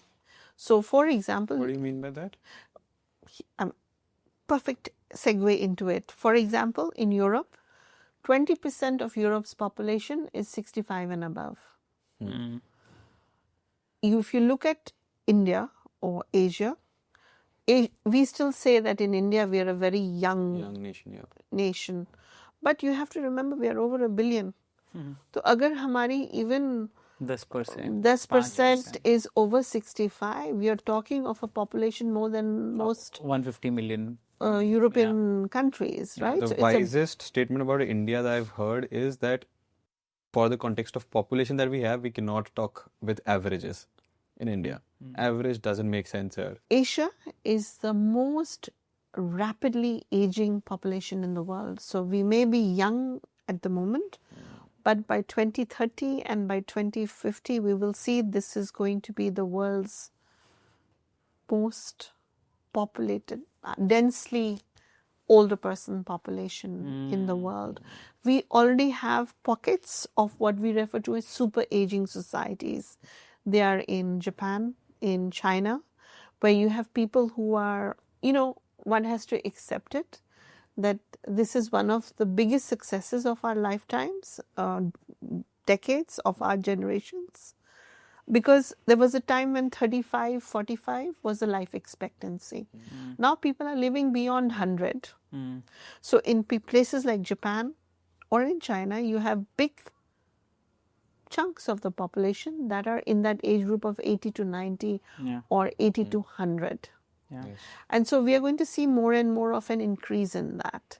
Now, if I can be a little bit boring here and talk a little bit numbers, we associate as you grow older, it is a scientific biological fact that there is some decline, but it's not homogeneous. Everybody ages uniquely and differently. So then the question is, what is happening in this aging process? Some people may have reduced mobility. Some people may have a rapid deterioration of cognitive abilities. So what does it mean? It means people are more forgetful, people can't move around, people are more dependent. This is how, if I summarize it and make it very simple in this is how we relate to it. But it's not as simple as that, because there can be different levels of decline in different abilities, and each one ages uniquely. But at a certain point in time, I think that if I look at my figures again, at least one figure that is very stark is this, that in a world of able people, about 50% of people who are over the age of 60 will have some form of disability. It could be reduced mobility, like I said. It could be much more stronger and much more life-changing than we expect it to be. Now, linked to this, there is another challenge that we must be mindful of. The UN, led by WHO, did a survey, global survey, and we discovered that 1 in 2 people are ageist, which means that they have a certain stereotype in their mind about age, and they discriminate against somebody based on the basis of age. So one can say that, yes, young people get discriminated because they are told, you don't have the experience, right? But for older people, the discrimination is very aggressive. and in some ways has a very negative impact on their life because older persons are being made invisible. We are not collecting data on older persons because we don't collect data and see how this change in this phase of their life is impacting them. We are making them invisible in our policies. And this is global. Globally. This is globally. So, for example, did you know that women live longer than men on an average? Yeah. Women live 7 to maybe 12 years longer than men. So you will find that if there is a couple hypothetically, and let's say the husband has been working, the wife has been working when they got married, the children arrived, the woman decided to become a care provider at home for the children, and then perhaps there may be others who needed the care. So the woman is now in the informal sector and does not necessarily have access to a pension because she stopped working somewhere in the middle. And if the husband has a decline after the age of 65, the woman may be providing him the care at home, the children have grown up. Then you have the scenario where perhaps the husband dies earlier. So all of a sudden you have the woman who now no longer has her own source of income, doesn't have a husband with her to support her or provide her with the emotional connection. She may be isolated, she may be neglected. Her quality, she may be living longer, but the quality of her life may not be as desired. So this is sort of just one little slice of the challenges that arise because of a lack of data. And this kind of negligence is, do you think, is happening because this segment of the population is looked as the non-productive population? If anything else, this is what COVID established for us all over the world. That because we have an ageist attitude, that we believe that older people after the age of 65 have nothing left to contribute to society, we ignore them and their well-being. So let me give you two examples. Policies in our country? Policies in almost every country in the world needs to be improved on this regard. So for example, I was speaking to Dr. Sia. He's someone you know, Vishnu. He's from South Africa. He's a medical doctor. And we were having this discussion. And he said the same thing. He said that when I said 1 in 2 people are ageist, he said yes. And he says, he shared an example of his own experience very bravely. He said that he had a patient who came to him in his early 70s who said that he was suffering from erectile dysfunction. And he said the immediate response is, but you're old. Why should you worry about it?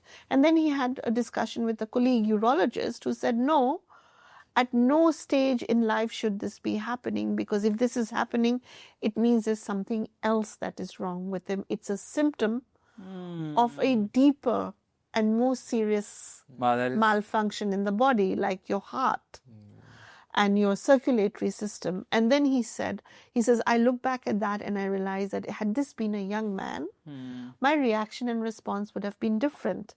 Yeah. And I would have done 10 tests automatically. But because this was an older patient, I thought he should be happy he's alive. And I think that was a very brave self-analysis and recognition of it. Yeah. But then if you look at women, most governments collect data about women until they reach the age of 50. What is the association? The association is if you reach the age of 50, your childbearing years are over. So women are normally clubbed 50 and above in one basket with no desegregation. So you don't know what is happening to women. Then nobody wants to talk about the word menopause. Nobody wants to discuss it. So these are all problems related with an ageist attitude. Yeah. But then you've had COVID where people were allowed to die because they felt we have to save younger people, not older. Yeah, that's true. That happened all over the world. We were talking to Dr. Bindu Menon, who is one of the brightest people I've talked to. And she was mentioning that in our society, elder or older people there seem to be this lack of awareness and opportunity for older people once they retire, which also impacts their quality of life. And without having a sense of purpose, their will to live reduces in a way, right? That's very true. And then she does a lot of volunteer work herself, and I would love to connect you with her. I think you two will really share a frequency. And she was talking about how older people, and especially people who are fit or not dealing with any disease or any extreme disability, should volunteer in hospitals and drives where they can contribute to people who are similar to their age, younger than them, and tell them that, okay, this is how you... we're learning basic skills.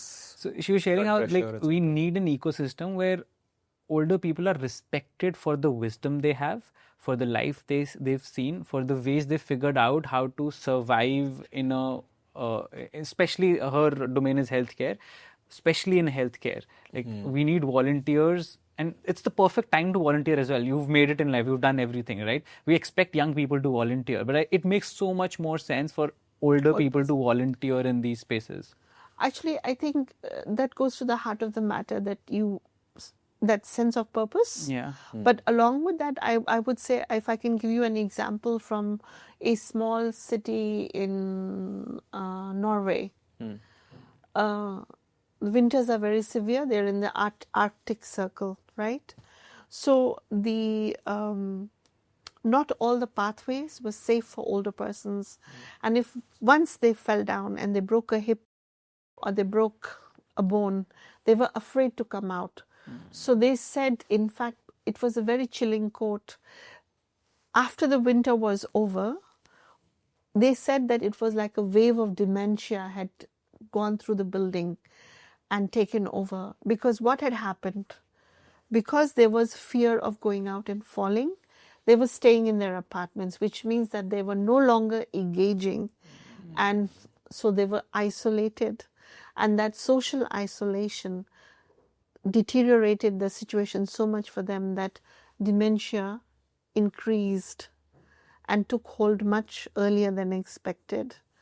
And when you have that, then it made life even harder. So that social isolation, that being fit for purpose, and the need for engagement are three things that are very critical that we are not providing at the moment to older persons. And we believe that older persons have done what they need to do. But if we can make this the norm, that older persons go out and engage more, we have more social clubs. So for example, in front of my house in the army sector in Noida, early morning you will hear a lot of people laughing. They do this Hasya yoga. It's a group of older people and they get together. It's one form. It's very simple things. But all of this help their well-being. Yeah. And you know that, as we know that Dr. Bindu Menon, I think, put her finger on it, that the social isolation and that engagement is what keeps people younger and brighter and more together. I read a statistic that said that if you are socially isolated, you lose, your lifespan reduces between 7 to 12 years. Wow. Because of that lack of communication and social engagement. So it's something that is very important and is being considered more and more by many governments and actually courts of law now. What is a government obliged to do and what should it do to help older persons counter this? Because this is being seen as a silent crisis that nobody is engaging on. Yeah, it's not something that's on any priority list for any, at least I feel like, any government in the Indian ecosystem.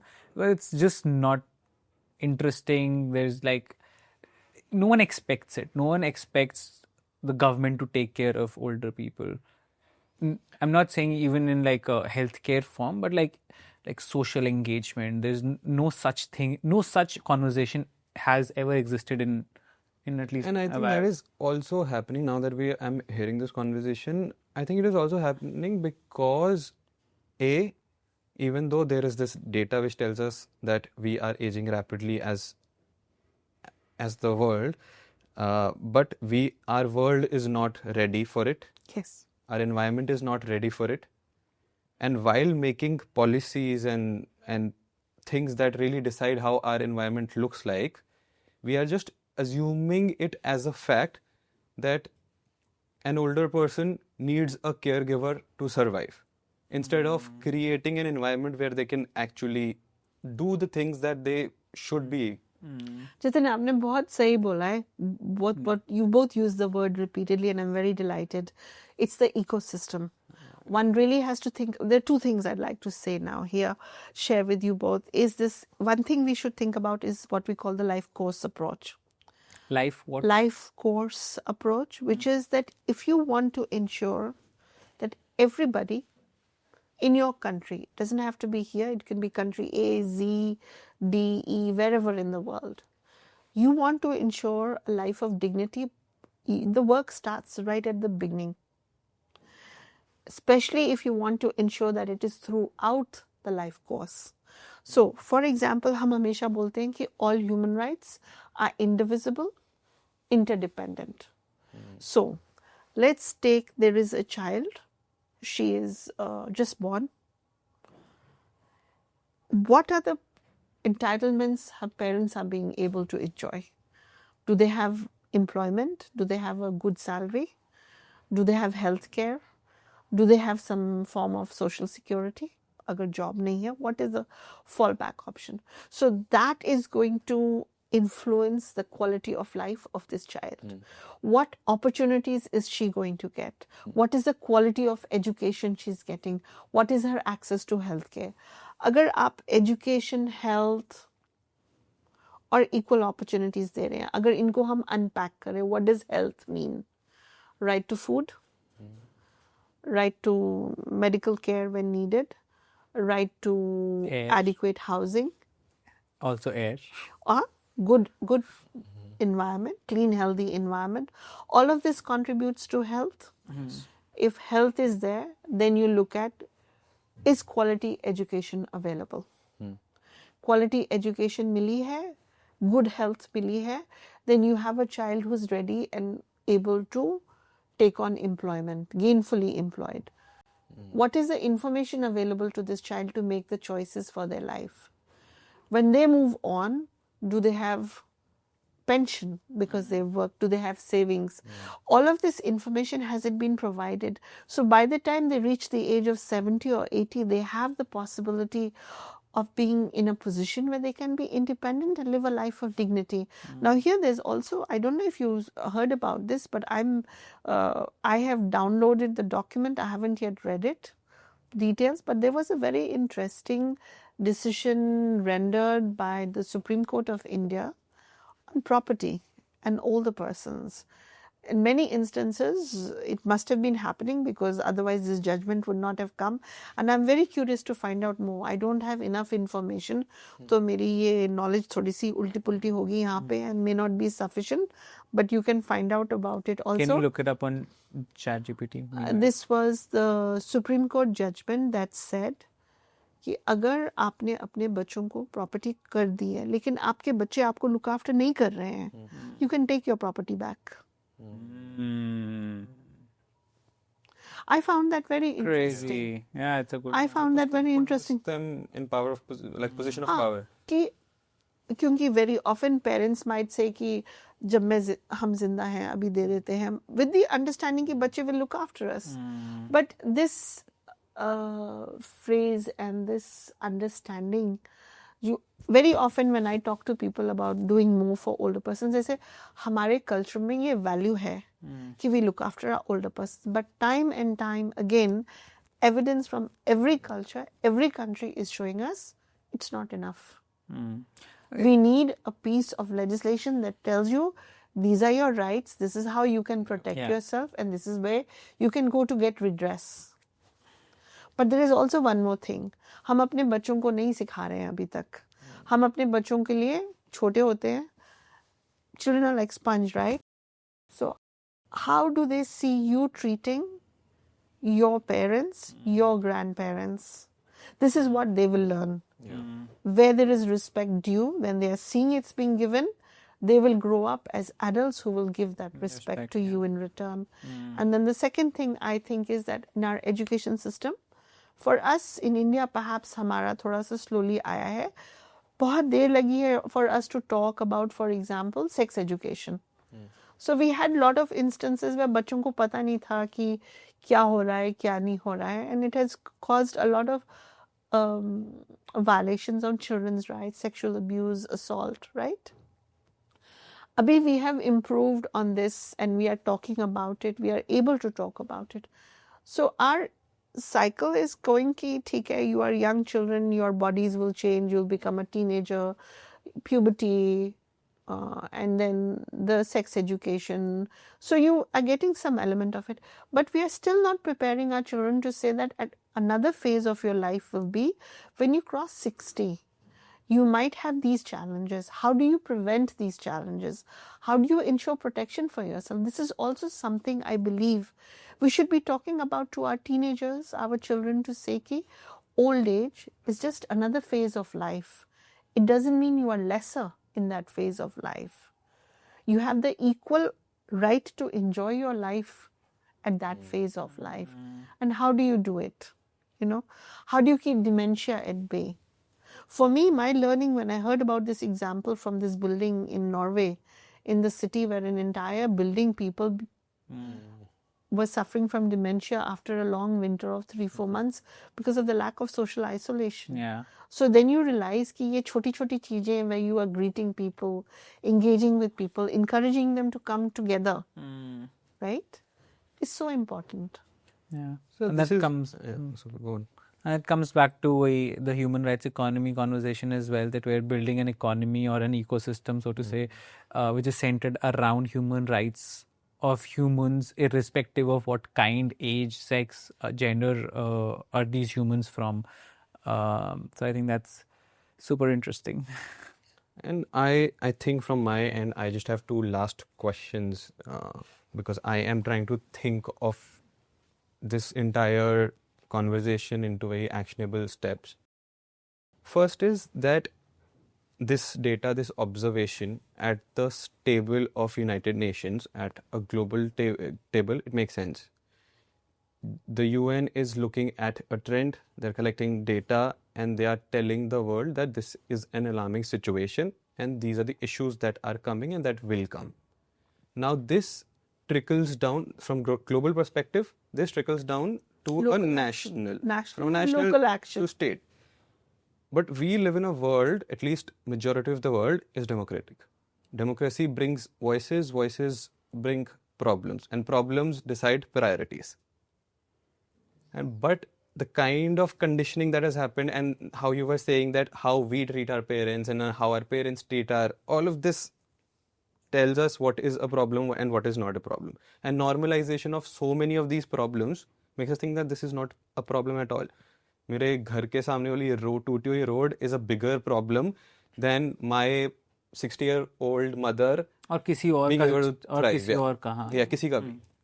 So how, or like for a national, like, or for an individual, like I'm going to connect it to the first conversation we had, that it starts, yes, there are going to be policies, there are going to be a lot of implementation problems, adaptation problem, but it starts from me.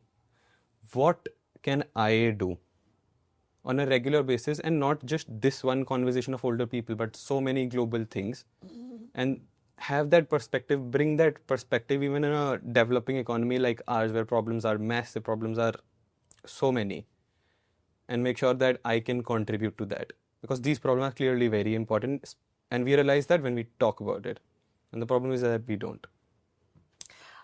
I think I like your question, and I would like to begin from the fact that we don't talk about it. Yeah. So, Abhi, we had said that 1 in 2 people in the world is ageist.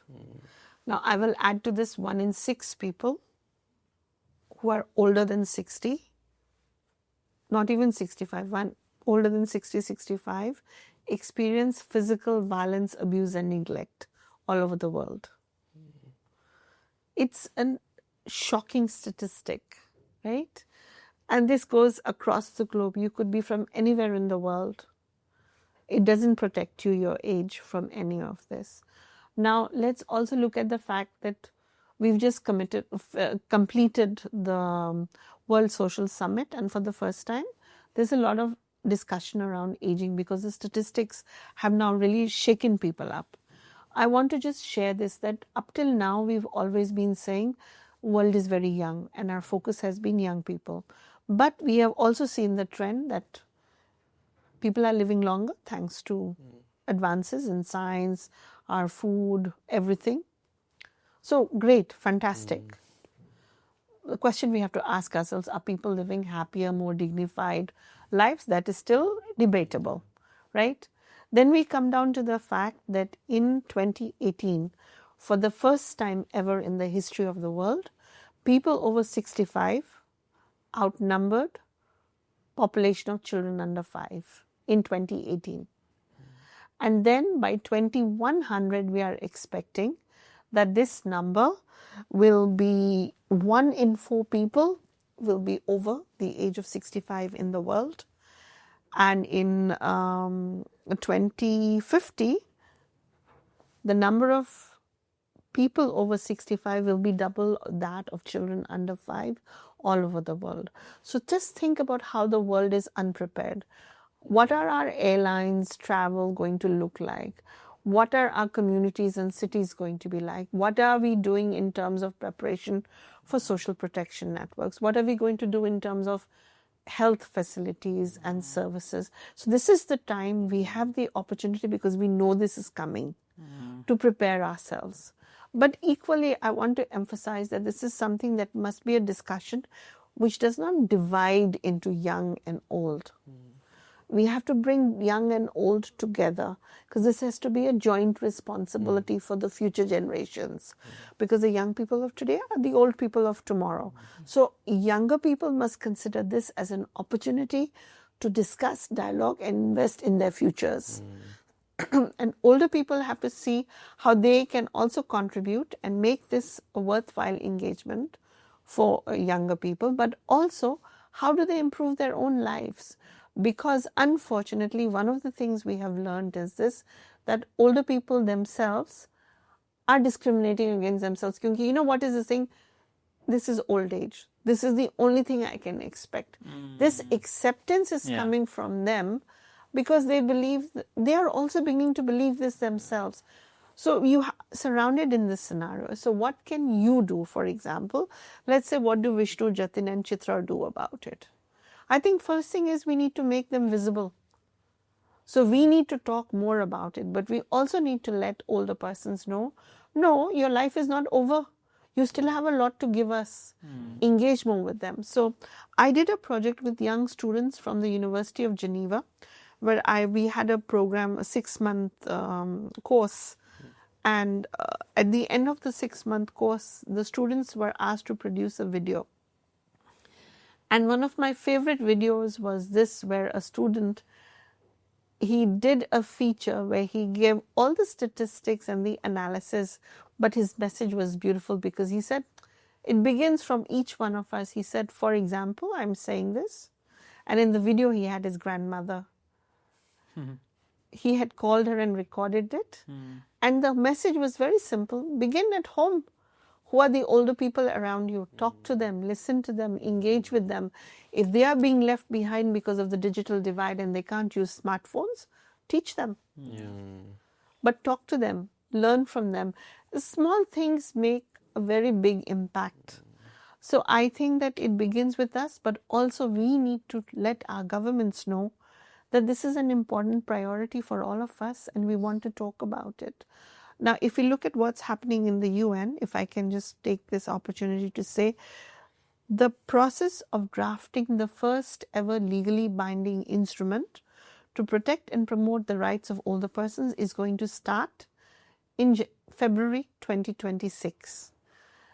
There is a resolution that was passed by consensus and sponsored by 86 or perhaps 88 member states. This is a very powerful time for all of the countries to give their input into what is their priority, what is their idea of a solution, what should happen. So this is where they should also engage with, and I'm trying to encourage as many young people to be part of this discussion, equally as I'm trying to get a lot of older persons to be part of this discussion. Love that. I think it's also our hope that a lot of young people and older people reach out to you and the United Nations and their governments to seek more information and actionable steps. If people were to reach out to you, where can they reach out or know more about United Nations and the kind of work you do? Please let everyone know. So if you Google OHCHR, OHCHR. Okay, I'll just say that it's www.ohchr.org. You will come to the web page of the UN Human Rights Office. Your Human Rights Office belongs equally to everybody. And if you Google OHCHR and rights of older persons, you will come to the pages that will give you the information about the office and the work it's doing and how you can contribute to the next steps of the legally binding instrument. And if you want to understand it a little bit more, Google OHCHR and the fortune teller, and you will get a little 5-minute film which will tell you a little bit more about what happens and what you can do.